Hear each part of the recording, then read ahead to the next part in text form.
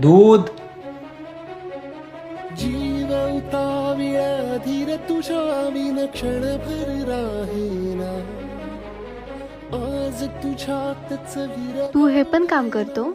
ते काय आहे ना, अस्सल शेतकरी, बैमानीचं सोडून इमानदारीचे सगळे कामं करतो. आगही डगमगाशी लावते उधळून मी टाकले तन मन येना